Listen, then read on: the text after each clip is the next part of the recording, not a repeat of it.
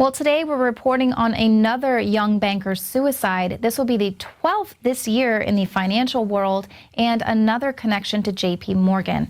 This time, the latest death occurred on March 12th when 28-year-old Kenneth Bellando was found on the sidewalk outside his 6-story Manhattan apartment building after he allegedly jumped. Now, before moving into his last position as an investment banker for Levi Capital, Bellando worked as an investment banker at JP Morgan Chase. His brother, John Bellando, also works at JP Morgan as an investment officer, and the New York Post stated that multiple emails by John Bellando were presented as evidence during Senate hearings regarding the London whale trading scandal.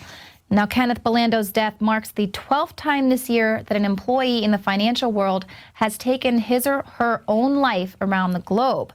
Now, the fact that many of these suicides have been from leaping from buildings has suicide prevention experts puzzled.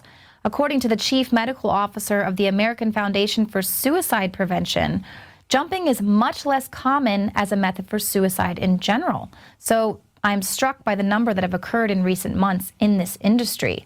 Now, police don't suspect a third party and haven't said whether Bellando left a note or any of these bankers, any of these suicides, actually. And to commit suicide in such an open way without leaving a note seems puzzling, and it's not adding up for the experts either. Now, it could very well be that these bankers all just committed suicide, but perhaps they also knew too much. Now, British think tanks are predicting a financial catastrophe for the U.S.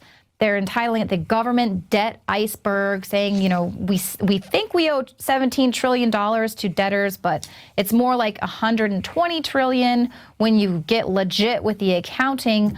And we've interviewed many financial analysts who are predicting a major financial crisis looming for the United States.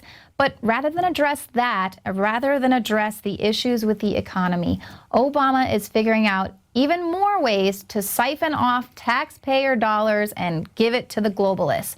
This time, Obama has proposed another rule change to the Affordable Care Act. This one will allow insurers to keep an additional 2% of premiums for purposes other than medical care. Now, this is supposedly to cover higher administrative costs in 2015.